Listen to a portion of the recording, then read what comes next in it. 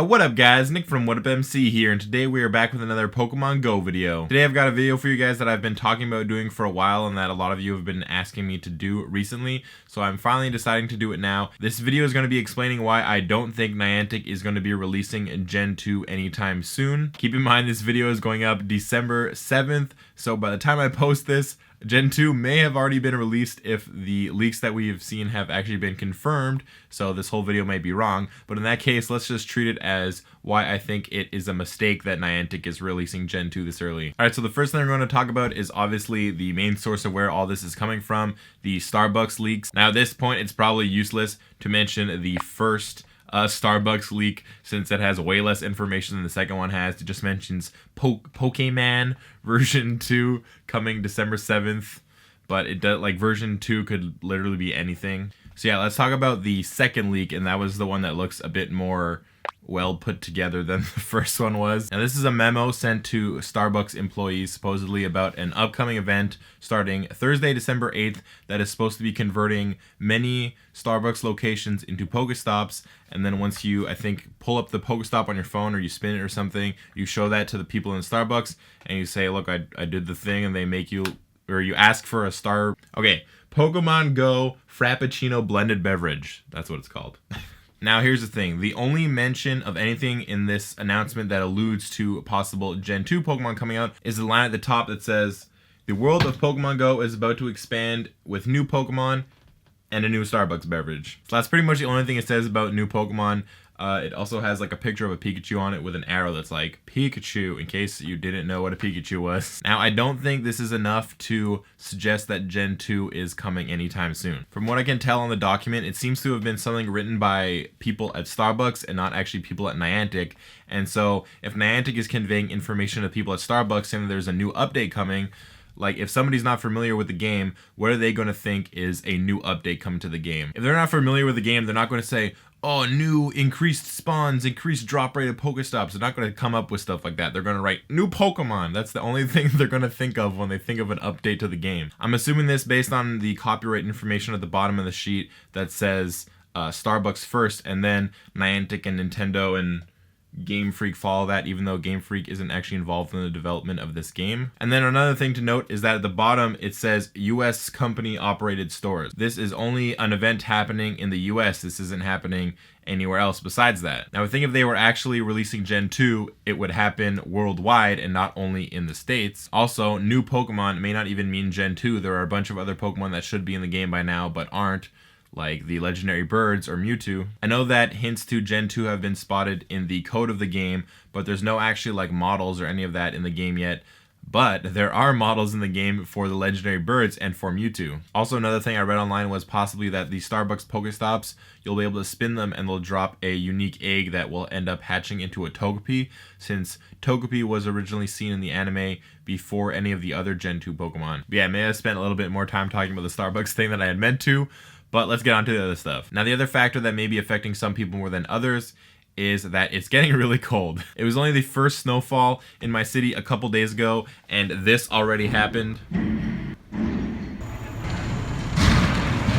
So yeah, that's pretty bad. I've noticed as it's been getting colder and colder in the last couple of weeks, there are less and less people that I've seen outside in areas where there are usually people playing Pokemon Go, and there's more people going around playing in their cars, myself included. Now this isn't to say we're driving while playing Pokemon Go, it's just I have, and I know that other people have, just gone in their cars to places where they know that people drop a lot of lures, and they just sort of like sit around there in the car so they don't have to get out in the cold, and they just sit there catching Pokemon. The release of Gen 2 is supposed to be like this big thing that brings a lot of people that have abandoned the game back to the game, but I don't think it's going to have the same effect that Niantic thinks it's going to have if they release it now when it's starting to get really cold for people in like Canada, in northern countries in Europe, in also northern states. I've seen people online saying stuff like, well, it was successful when it was released in Australia and they were during their winter when the game was released, so why wouldn't it work for other places? Now let me hit you with some science.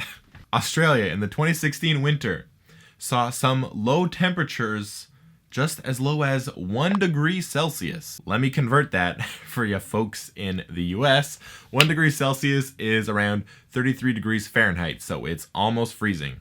Wow, it was pretty cold. The game did well there when it released, when it was cold. Wow. Let's take a look at Canada. So some places in Australia saw temperatures as low as 1 degree Celsius. Well, let's see. Winter is only just starting. It's already -1, so well, that's a little chilly. All right. Let's see here. Weather averages across Canada. Daily average temperature -15 degrees Celsius. That's 5 degrees Fahrenheit. Can drop below -40 degrees Celsius. This one's an easy one. -40 degrees Celsius is -40 degrees Fahrenheit. They are the same. Ooh, severe wind chills. Those are my favorite. But yeah, that's just the average for this winter coming up. It is supposedly set to be one of the coldest years in recent memory, with some weeks hitting as low as 20 degrees Celsius colder than the same week last year. So yeah, it's getting pretty cold. What's this? Polar vortex type cold wave could freeze parts of US next week. I think it is safe to say it is much colder up here during the winter than it was during Australia's winter when the game was released. So I don't think you can actually tie those two things together. Forgive me, I may have gotten a bit more sarcastic during that part than I needed to, but I just find that people need to know how cold it is up here because I can't go outside searching for Pokemon every day when it's freezing. All right. Let's get back to the serious stuff. Now, the big plan for the release of Gen 2 is that Niantic is going to bring a bunch of people back to the game, right?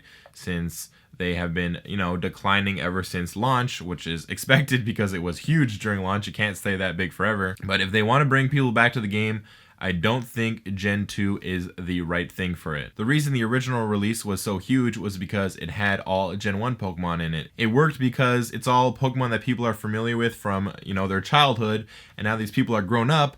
They are old enough that they can go out of the house whenever they want to go catch Pokemon. Gen 2 did come out only a couple of years after Gen 1, but I don't think it is as big to most people as Gen 1 is. I think if they really want to bring back a lot of people and keep a lot of people playing during the winter, there's a couple things they need to work on. And those are not new Pokemon, those are new features and fixing certain features. So here are some ideas that I think they can implement instead of doing Gen 2. Now, obviously, as it gets colder and it gets more difficult to go outside to be able to take gyms, spin Pokestop, catch Pokemon that are out and about in certain areas, I think it is going to increase the amount of people that are botting and spoofing their location in the game to, get to places where they aren't actually. As it gets colder and colder, the amount of people playing is obviously going to decrease, and the amount of people that are botting and spoofing is probably going to stay around the same, so there's going to be a higher percentage of people that are not playing legitimately. I think Niantic really needs to take some actions that they can to combat this and prevent this from happening more or becoming more prevalent in the game for a lot of reasons, because mainly it ruins players' experiences. You go out and take a gym, and you spend, maybe like half an hour outside. We're going to take down a gym and then train it up for your own players, and somebody could just take it down sitting from their couch. Now, I may just be a little bit salty about that, but let's get into some actual improvements with features. And I think one that's really obvious is increasing the range around your player where you can detect Pokemon and Pokestops and gyms. Obviously, with the temperature going down, there's going to be a lot more people playing inside than outside. So if they could have the circle a little bit bigger, hit more Pokestops than they originally could, hit gyms they couldn't before, catch Pokemon that they wouldn't have been able to otherwise, it will help a lot of people want to play the game more if they know that they're not going to be hindered just by being inside. Another thing, maybe lower the amount of time it takes for a Pokestop to come back online. Like after you spin it, you have to wait around 5 minutes for it to be able to be spun again to drop items. If you lower that a little bit more, it helps people who are, like I said before, staying inside while they play the game, hanging out in like a mall or something. It makes it so they can spin the Pokestops more often, so they get more out of playing inside again than having to walk around outside, going through the streets to spin as many Pokestops as possible. Now, I'm not saying like half the time, but maybe, bump it down to 4 minutes or something like that. Another thing would be temporarily during the winter to increase the rewards you get from holding gyms. Now, because the winter, again, it's going to be a lot harder to go out and just, take a gym if it's not in a place where you can reach it from a car. It's in the middle of a park or something. You're going to have to stand there out in the cold. You probably want a little bit more out of it than just some XP and like 500 Stardust and 10 Pokecoins a day. I think one sort of step in the right direction already is the new nearby tracker, if you guys can see that. I know there are a lot of people that don't like it, there are a lot of complaints about it, but it does sort of help in the fact that if there is a Pokemon nearby, you don't have to walk around aimlessly. You can kind of pinpoint exactly where that Pokemon is. This would really help, you know, when it's all snow covering the streets everywhere. If you see like a Pokemon you maybe want to get and all you know is that it's nearby, you don't know which direction it is, you're not really probably likely to go searching for that Pokemon if you gotta trudge through the snow to go find it, rather than being like, oh, it's at that Pokestop, let's just go straight there. And most likely, if it's at a Pokestop, it could be indoors. That being said, the tracker is not perfect. There are a lot of problems with it, like Niantic. Please make duplicate Pokemon stop appearing in the tracker. I don't need to know that there are 6 Rattatas near me. But yeah, those are just my thoughts as somebody who is passionate about the game, who is going to be playing throughout the winter regardless of how cold it gets. I just wanted to kind of share my perspective for those of you that are maybe, you know, a bit farther down south where it's not so cold. You're probably like, well, I just released the Pokemon. I want them already. It's not that cold. Oh, one thing I forgot, incense.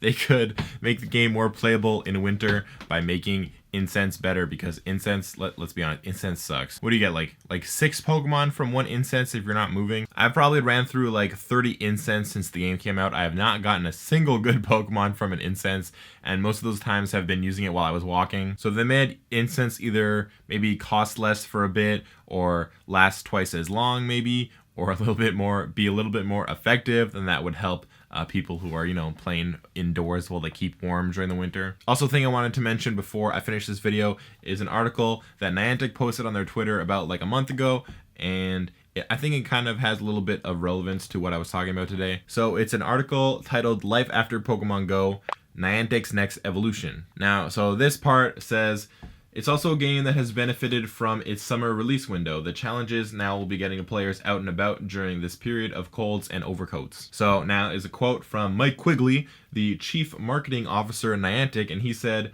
"We'll monitor this stuff, and come this time next year, we might start to think about doing things for the likes of Germany, the UK, and North America, who are going through their winter." This was posted in early November, so by next year, does he mean like this time next year? Or by next year, does he mean like January, February, when it'll actually be like the cold parts of winter? We don't really know, but it shows that Niantic is thinking about ways that they can kind of adapt this game for winter play. It is kind of a unique game where, you know, they're affected by the weather, whereas most games are not. You know, games you can play indoors actually kind of benefit from winter because people spend more time indoors, they spend more time playing games. So, you know, playtime for those games goes up, but this one probably will go down. He goes on to say, a lot of people give us credit for the summer release timing, but we also saw strong pickups in places like Australia and Brazil where it was winter for them. Lows of 1 degree Celsius in Australia, lows of -40 in Canada, so not the same winter. So if you guys want to read it, I will put a link in the description down below. But yeah, thank you guys so much for watching.